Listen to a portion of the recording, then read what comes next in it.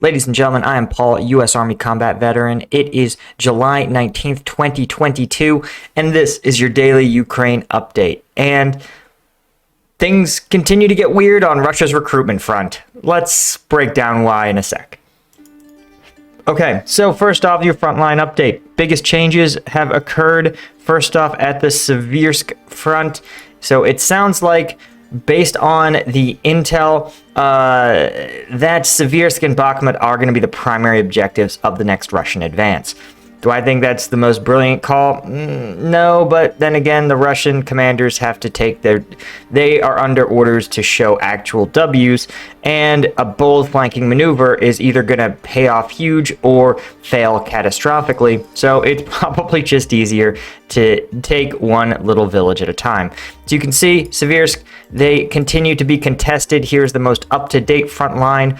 This village of Herovka is held out by Ukrainian forces. When we look at the map, we can see Herovka is defended by, looks like FR, so maybe a foreign volunteer battalion. Not familiar with that flag. Is it Estonian? Help me out, guys. And of course, there's also reports of Ukrainian special forces, their Kraken companies, operating in Herovka as well. So definitely, Russian forces are going to have their work cut out for them. They're obviously held across this bridge here, or rather, lack of bridge, the Seversky Donetsk. They're held to the north, and crossing will be very difficult. So their best bet is going to be to try to engage in some sort of flanking maneuver. Of course, things get even hairier when you talk about the fact that Ukrainian forces may be dug in this village in Sybranka, giving them a field of fire on any troops trying to flank in Herovka. So digging these two villages out is going to be probably Russia's short-term objective, secondary to preparing for a main push onto Seversk, which would be very, very difficult, I suspect. To the south is what they're calling now the Bakhmut front. This is efforts to seize the mid-sized town, small city of Bakhmut, and as we've discussed, a key shaping operation to this. I guess an operation can't be both key and shaping. A shaping operation to this is securing both coasts, so to speak, both sides of the reservoir here outside the power plant, the Vruhirsk reservoir, simply because when the Russian forces only control one side, they're subject to continual harassment by Ukrainian forces. Ukrainian forces, in turn, of course, want to hold this territory as long as possible, because once the Russians control both sides, they will be able to advance on Bakhmut from two directions, making it much harder for the defenders to operate. Right now, of course, the Bakhmut is most vulnerable to this front here by the Kleinove area, but it's fairly easy to defend from just one front. Once you start to have two fronts pushing on a major town, that is where your defensive operations become very, very complicated. You have to every soldier defending in the south is removed from the east, right? So you have to start allocating your resources in the best way you think possible as a commander. Much easier when you have simply one front line and one direction of avenue of approach from the enemy. So holding out to this area here is going to be key, and you can see based on the map that it's actually been pretty contested over the last 48 hours or so. You can see that it's unclear who controls what. Again, these maps, as we discussed, tiny changes that happen day to day are probably reflective of a contested region, Russians advancing, Ukrainians counterattacking, back and forth, no one really maintaining control.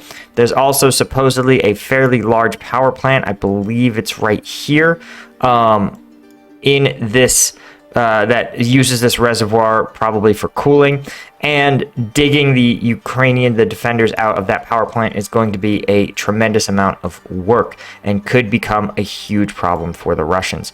as we've discussed, the Ukrainian strategy of burning Russian men and material until they lose momentum to fight is probably their best bet, just trading space for time across the entire front until Russia just plain runs out and goes home. And speaking of running out of troops, there's today's news update is interesting for a couple reasons. First, there's a lot of talk about the Russia appearing to focus indeed on Bakhmut and Seversk in lieu of other locations. But what's very interesting is this second part here, that Putin appears to be shielding ethnic Russians from high levels of mobilization. And to do so, of course, there's a growing number of ethnic minorities who are organizing anti-war movements. And this is really common in all countries, right? The US had a similar situation in Vietnam, in which they carved out large exceptions for wealthy, basically the children of the wealthy and most influential class. The exceptions were that, you would not be drafted to Vietnam if you were in college, and there was also exceptions for, I believe, young parents. So it meant, of course, that the wealthiest class of Americans generally were able to delay, defer, and weasel their way out of the Vietnam War, while the poorest Americans, particularly Black Americans, were drafted at higher numbers, at greater rates. Right. You also, of course, had the rural poor who were never going to go to college, and just, any other sort of marginalized people in the U.S. Russia's got the same problem. Ethnic Russians are the wealthiest, the most politically connected, the most European-facing of all the ethnic minorities in the Russian Federation, and so mobilizing them is going to be the greatest political liability. In contrast, troops from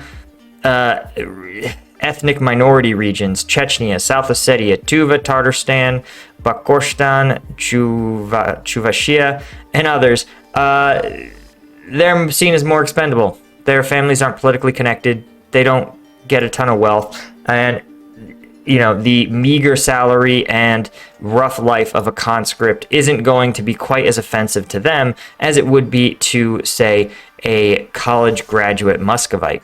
So that's why you're starting to see some level of anti-war movements coming up among these ethnic minority groups, who are starting to realize that, non-ethnic Russians are bearing the brunt of the war, and that many of the most connected, wealthiest classes, right, most urban classes, they're not really subject to this. So anyway, just a little bit of something that may prove to be a growing problem for Russia. And here's a map here, of course, of who is sending out volunteer battalions.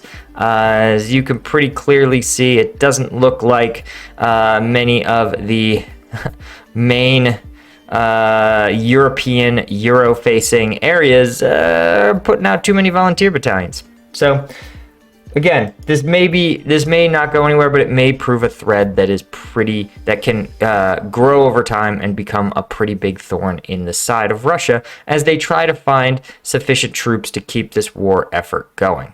Anyway, guys, thanks so much for joining me. As always, of course, if you want to see some breakdowns of combat videos just too spicy for YouTube, become a member of the Patreon. Thanks to my Lieutenant tier patrons. I'll catch you guys in the next one.